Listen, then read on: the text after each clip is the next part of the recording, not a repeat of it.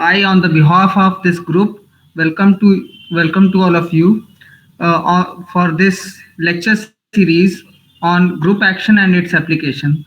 So today, this is lecture second of this lecture series, and our speaker is Mr. Sabyasachi Dhar from IIT Kanpur. And on the behalf of everyone, I would like to invite Sabyasachi to go ahead with his talk. So I request Sabyasachi to take over.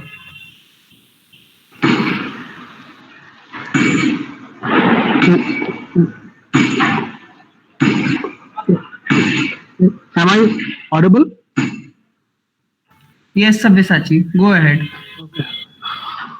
Okay, so let me start with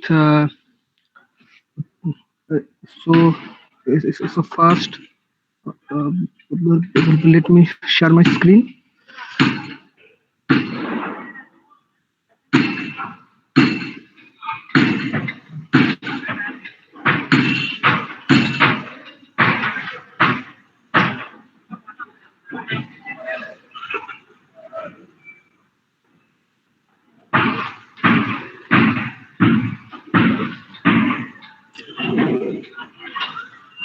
Is this audible? Visible? Yes. Continue. Yeah. So okay. So let me start. So today's lecture will be a short lecture on mainly on two topics. One is the class equation, and other is the famous fixed point theorem. And I will also give you some applications of the fixed point theorem. So okay, so let me start. Sorry. Yeah. Okay. Sorry.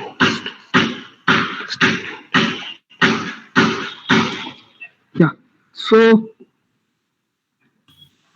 let's fix.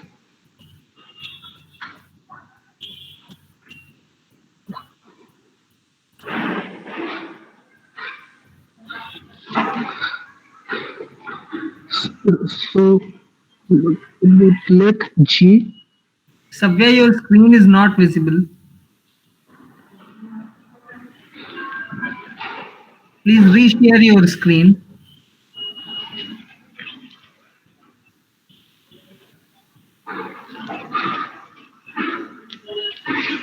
Is this okay now?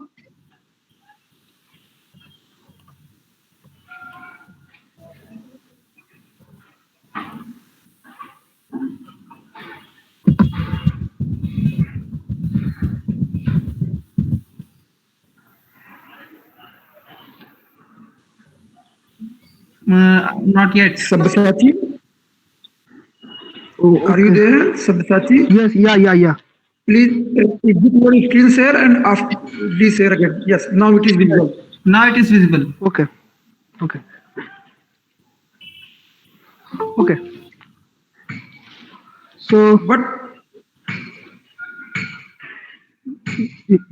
sorry. your screen is visible, but your screen is visible, but it is a blank page. Yeah. Okay. Now okay. Okay. So let G be a group acting on a set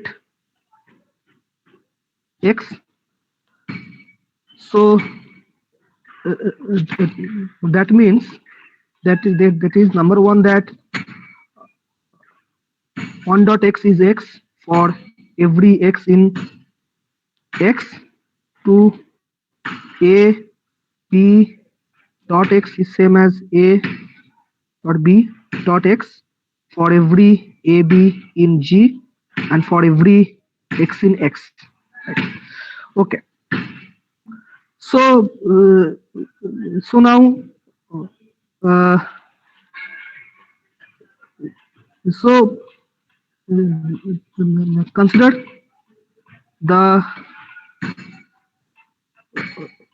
relation on X defined by defined as X X is X is related to Y in X if and only if uh,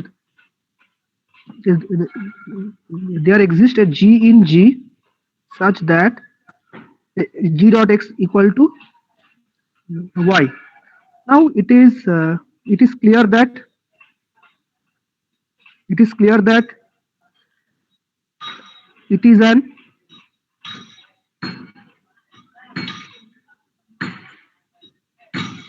equivalence relation. Okay. So so now from this equivalence relation we get a partition of X, right? So uh, so what is the what is the equivalence class? What is the equivalence class of X in X? So what is the equivalence class of X in X? So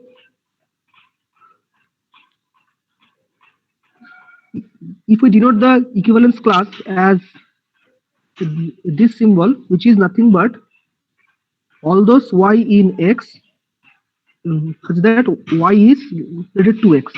That means all those Y in X such that Y is equal to Gx for some G in G. Okay. Now it is same as all those Gx G G dot X such that G is in G. Now it is same as the orbit of X, right? So so X is equal to the disjoint union of the orbit of X in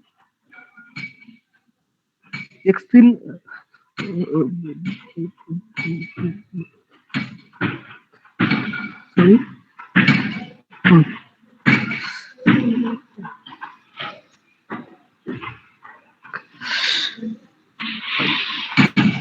X is in T, where T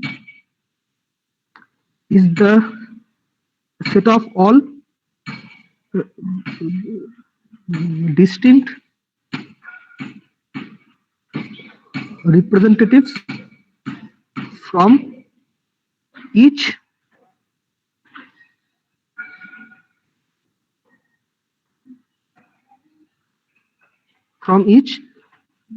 equivalence class.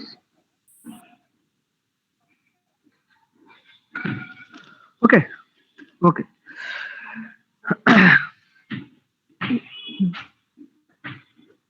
Now if we assume that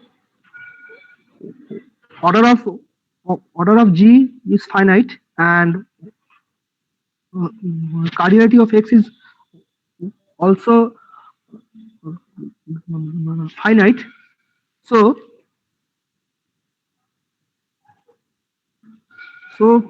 from this star we get that cardinality of X is equal to nothing but the summation cardinality of each of the orbit for which X is in T. Okay, so it is our so it is called the general class equation. Okay.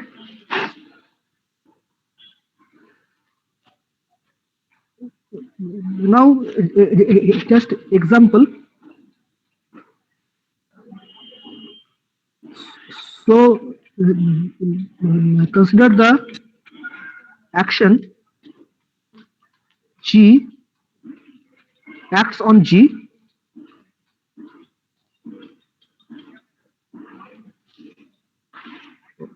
where G is a group, uh, uh, where G is a finite group.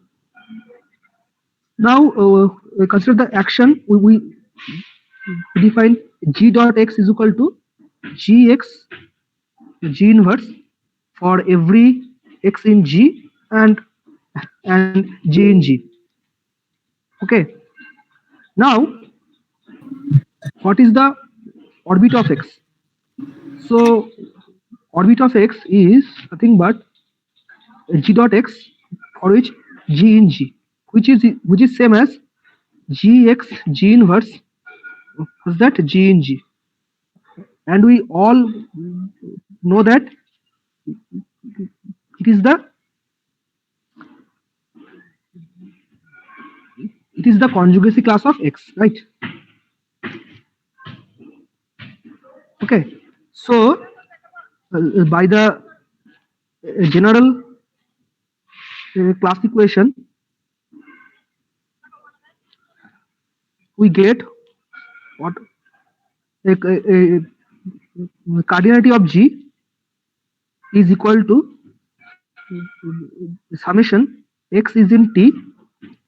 It is orbit of X, and which is same as cardinality of X is in T. This is nothing but the so where T is the set of representatives from each conjugacy class. Okay, so it is nothing but the conjugacy class. Okay, so we have order of G, which is same as summation X is in T to the cardinality of conjugacy class of X. So okay. So it is our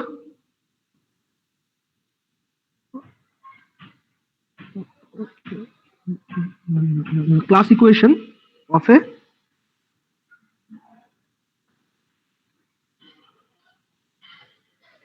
finite group G. Okay. Yeah. Now, so from the general class equation, we have this order of X is equal to summation X is in T to the orbit of X.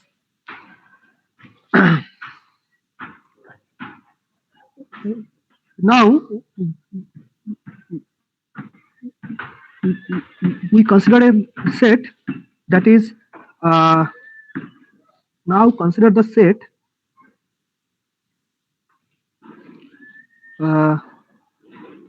all those X is in X such that G dot X is X for every G in G. So we denote it as X to the power G. That is all those elements in X which are fixed under the action of G. So then star can be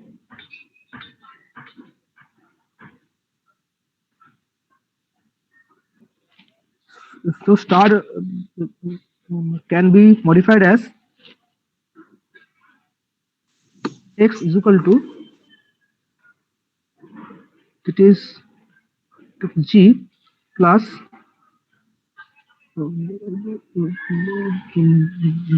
summation c plus of x, where x is in t, where t now is the set of all representatives from each non-trivial conjugacy,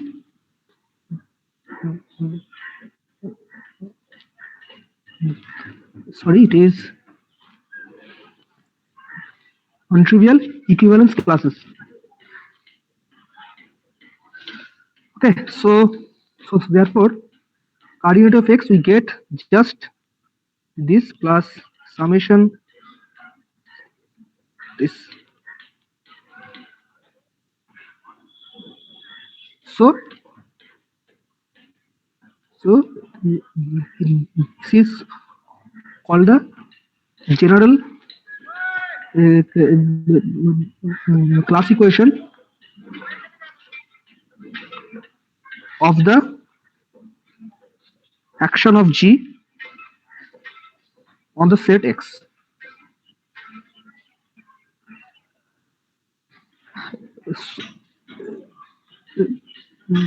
So in the example, if you consider the action of G on action of G by G dot X is equal to Gx G inverse, then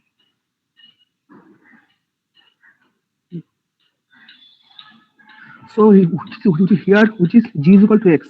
So what is X power G? X power G is nothing but all those X in G for which Gx G inverse is equal to X, right? So it is for every G in G. So it is nothing but the center of G. Center of G. Okay. Okay.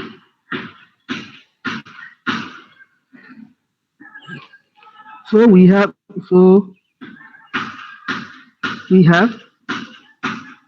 the general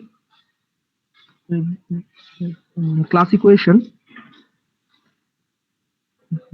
that is if a finite group G acts on a finite set X, then d of X, which is nothing but this plus summation X is in T, the orbit of X. Okay. So now so and where T is nothing but the set of representatives from each distinct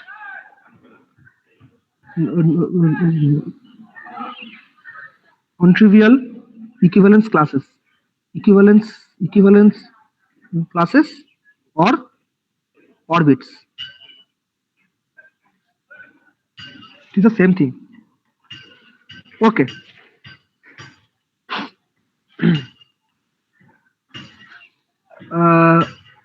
And now we are going to state the famous theorem, which is called the fixed point theorem, and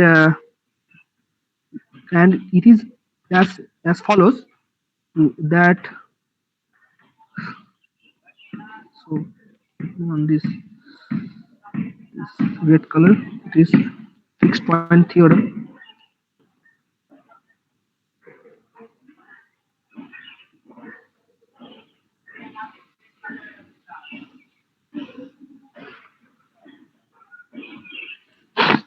Okay, so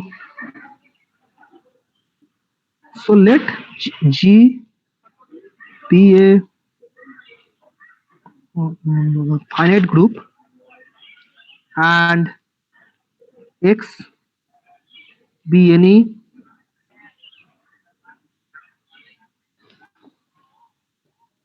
finite set.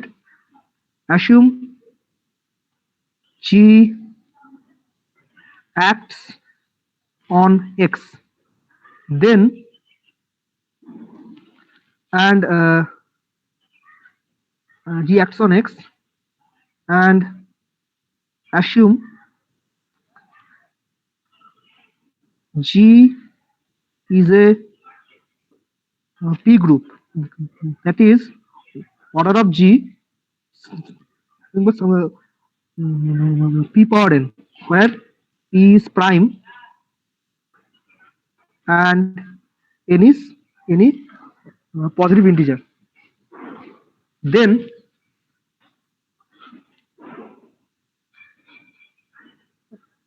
the cardinality of X is equal to where G is congruent to this modulo P.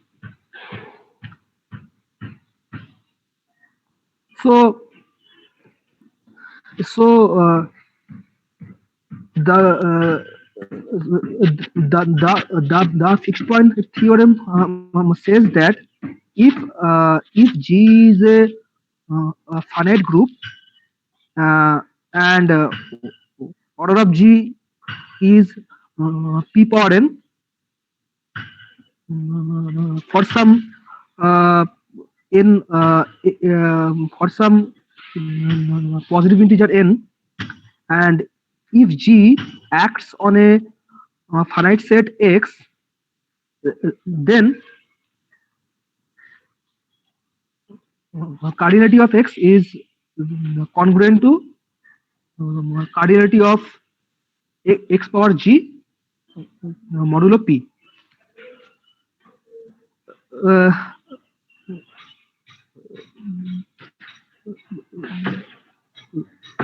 now, now the proof of this theorem is simple. So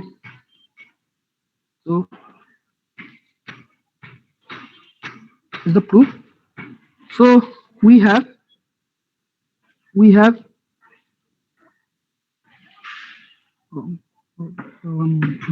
class equation, that is cardinality of X, which is same as cardinality of X power G plus summation X belongs to T in the orbit of X. Okay. So our claim is that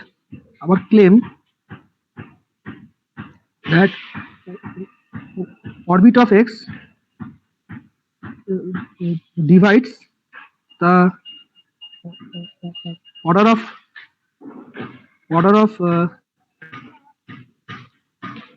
the group G. So the proof of the claim is so define a map phi from G below the stabilizer of X in G to the orbit of X. Just define the map as X. Sorry, it is G times G stabilizer of X. Just it is mapped to P dot X. So you can check that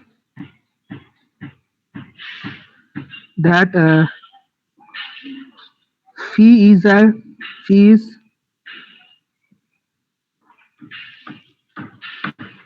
bijective map. so so it is very easy. Uh, Sorry. Yeah.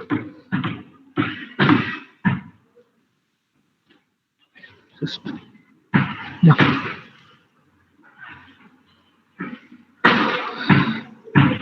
So therefore, this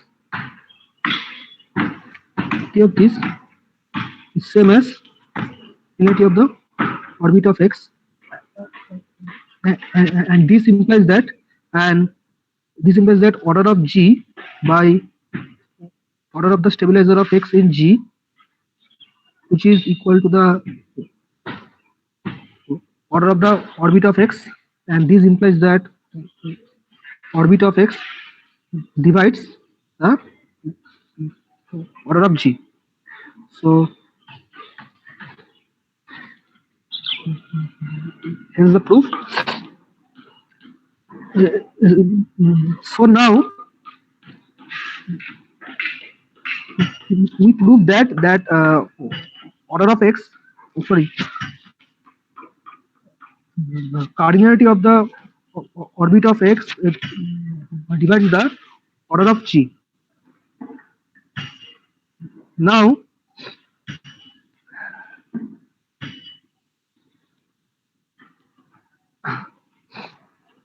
now for every x is in t,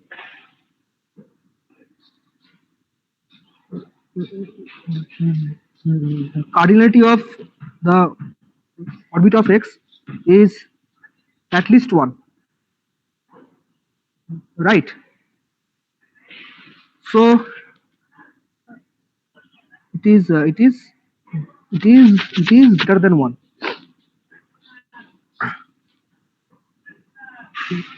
because for every x in t, this is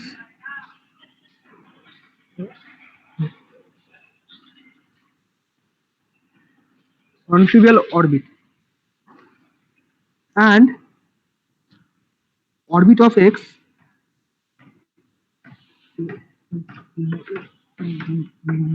divides the order of g, which is in this case p power n. So therefore p divides the orbit of x, cardinality of the orbit of x for every x in t. Okay. So from this,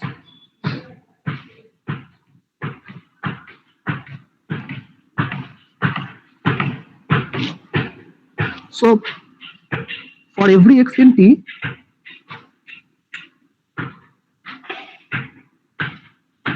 t divides the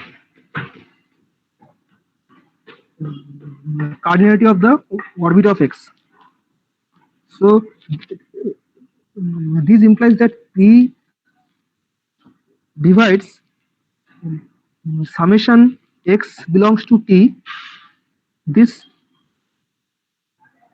and this implies that p divides this minus this, and it is same thing as this is congruent to g modulo p. Okay, so hence proved.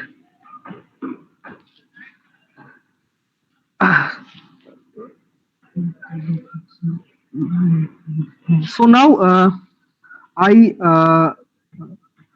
am going to give an application of this fixed point theorem, which is uh, so yes, so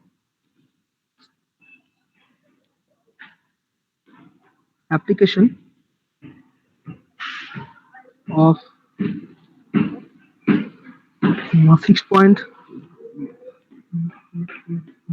theorem. Okay, so which is that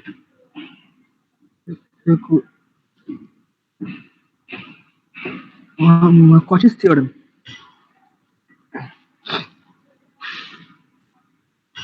So it states that if G be a finite group and P be a prime,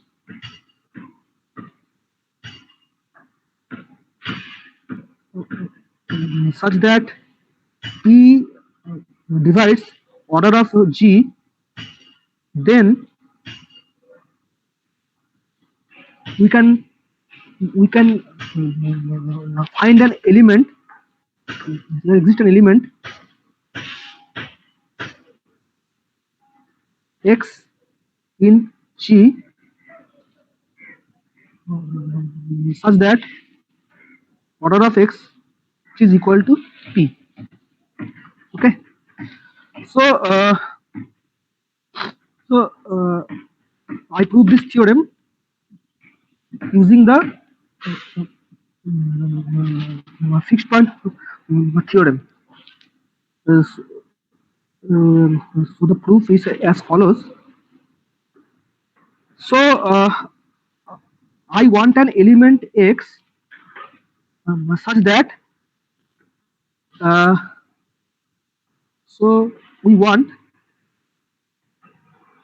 an x in G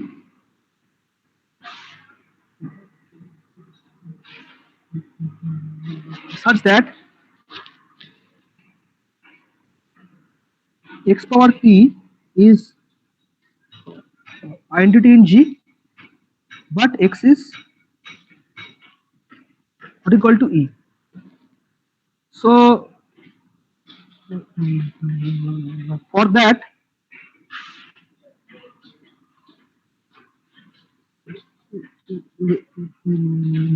consider the case set. Say it equals S. S is nothing but yeah, all those G1, G2, G GP belongs to G cross G cross G. This is P times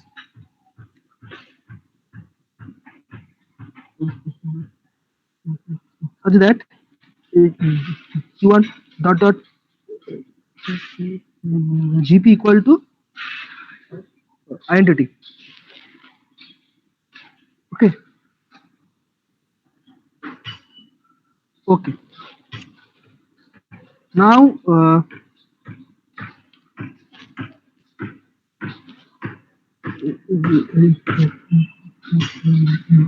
consider the group G, which is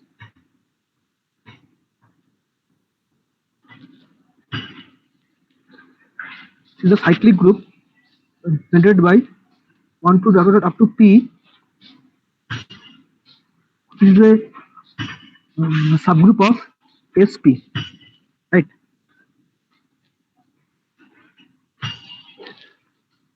And define G acts on our set S by just sigma dot an element d1 d2 dot gp, comma, which is nothing but G sigma inverse 1 dot G sigma inverse P. This define this set. Okay.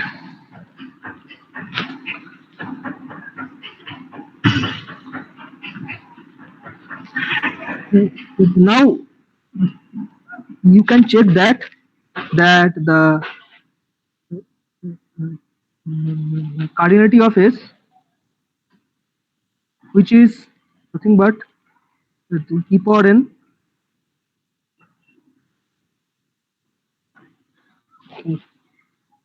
What is this? This is this. So the cardinality of S is nothing but p power n. Uh, we have p power n. So G1 G2 dot Gp is in E. So the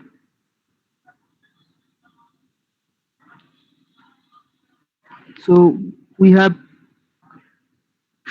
p choice in this case. So we have p choice in this, so here. So this p times. So it is nothing but is something.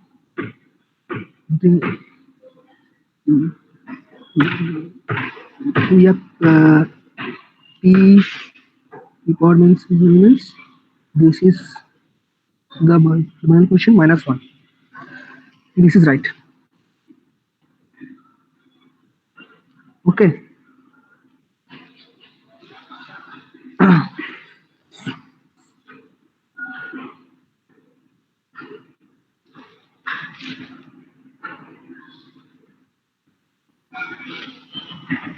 Now, if I now sigma acts the set G acts on the set S. Now it is clear that cardinality of X and P, their coprime is 1. Now using the class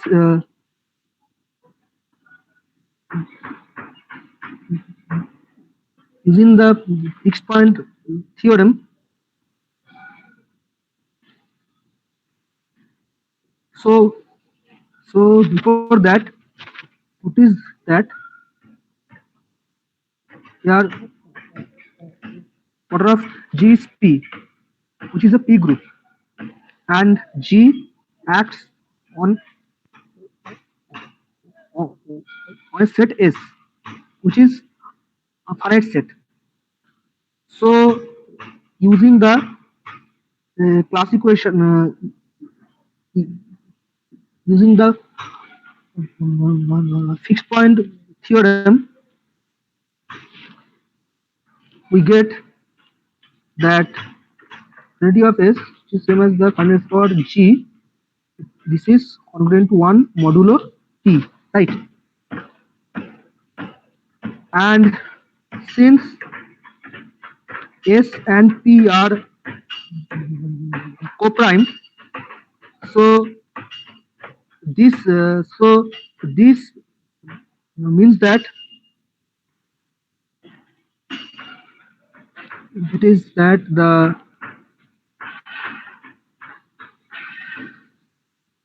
cardinality of which is either 0, yeah, so sorry, it is 1, so p this is the, so this implies that P does not divide this cardinality of S. This guys, and this implies that this S power G is non-zero, and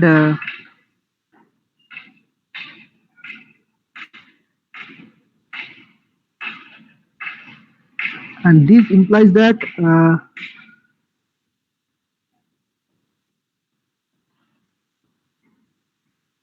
S power G is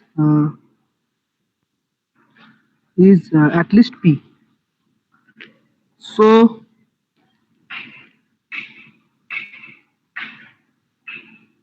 there exists an element G1 dot GP in S power G. That is sigma dot G1 dot sigma dot this is equal to same thing because it is fixed under the action of G. This is holds for every sigma in G. Now, if we apply that in particular sigma equal to 1, 2, 3 up to P in G, we get that G1 is equal to G2 equal to G of P and which is equal to G say. So since G1 dot Gp is in S and G1 dot G1 equal to Gp equal to G say, then G power P equal to identity and G is equal to identity because since this has the cardinality is at least P and uh,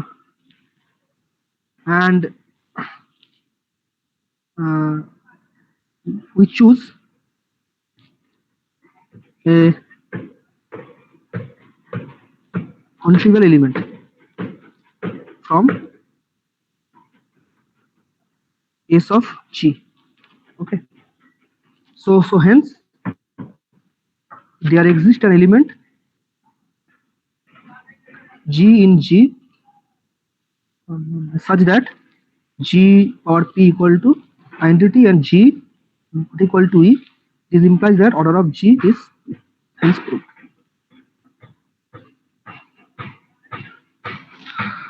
Okay. So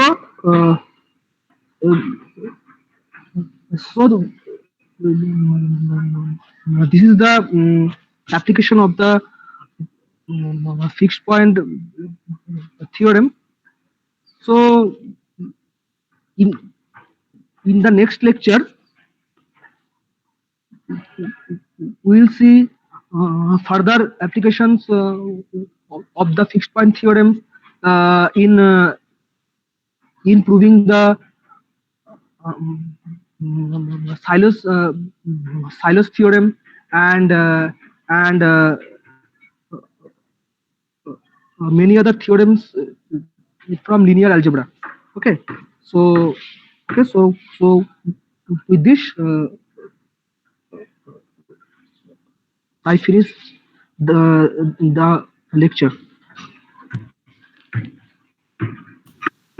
Okay, it's over. Thank you, Vidya.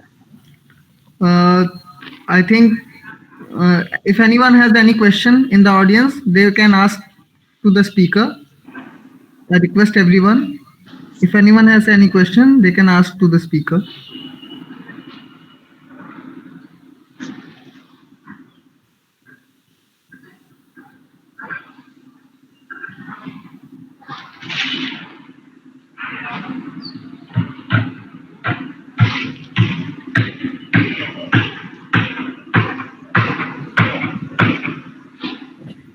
Okay, Sabya.